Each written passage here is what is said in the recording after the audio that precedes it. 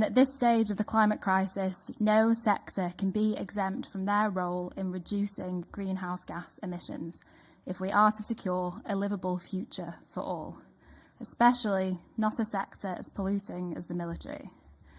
To put this into context, recent estimates by the Conflict and Environment Observatory, who I'm representing, and Scientists for Global Responsibility estimate that militaries are responsible for 5.5% of global emissions. That means that if we were to combine the world's militaries, they would be the fourth largest national emitter, behind China, the US, and India, and more than Russia. But without thorough and accurate reporting, there is no accountability for their impact. The US Army, the UK Royal Air Force, and NATO have all set net zero targets, and they've reaped praise within their sector for being leaders in climate action and defence. But if militaries want legitimacy on climate security, we have to move from what is essentially military-grade greenwashing to effective climate action. And as it stands, the US Department of Defence has a carbon footprint bigger than 140 countries. And in the UK, where I'm from, the Ministry of Defence accounts for more than half of central government's emissions. And that doesn't look like leadership to me.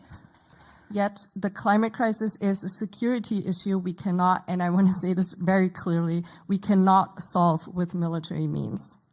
So in order to truly and sustainably address how the climate crisis leads to insecurity for many people, we need to redefine security and unlink it from militaristic understandings.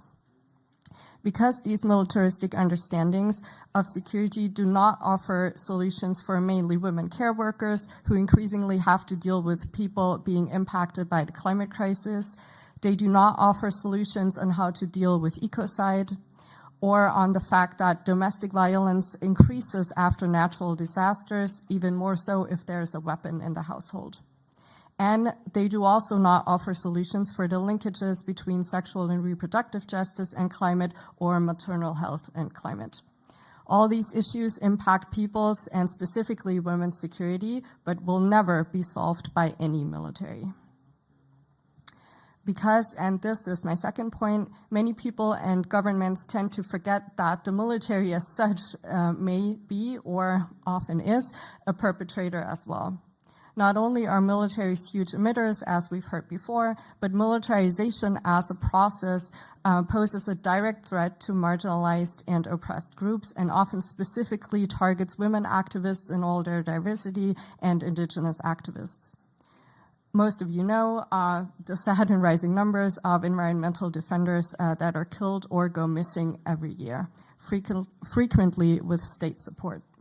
But also when we look at the militarization of borders, on the one hand, that has also been mentioned before, and the fact that most climate refugees or climate migrants tend to be women, who then again face issues such as sexual and gender-based violence during flight or decreasing maternal health. First of all, I just wanted to quickly put this awareness space. It's heavy what we've just heard. It's quite hard on our hearts, and it's also a reality that we're living in, and back home that reality exists now. And Sudan is in a space where it's also under high debt. It's in a debt crisis.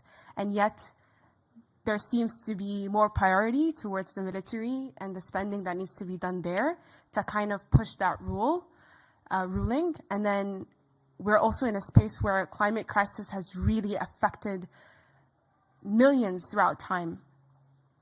And this is people that are marginalized in areas that you and I don't see, we don't speak of, and there's ethnic cleansing, there's genocide, there's a lot of different things that, you know, this is what the reality of where military kind of spends its efforts on.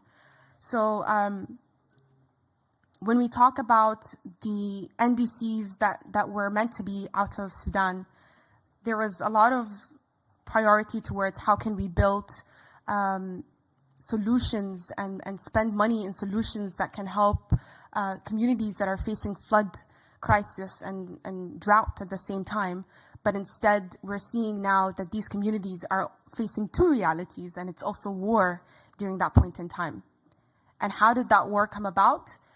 The question is always about how did that military get so much power to do this to civilians? And what's happened now is that a lot of people had to evacuate and leave their homes, but then they've gone to areas that are also of high flood risk. So the reality is that I do want to survive today, but then tomorrow there's going to be a flood as well, and I don't know what to do about that. And that's just the crisis in Sudan. So it's really, it's not easy kind of addressing this, and it's not easy also understanding the realities and how we can combat that, while also, knowing how we can combat the climate crisis at the same time.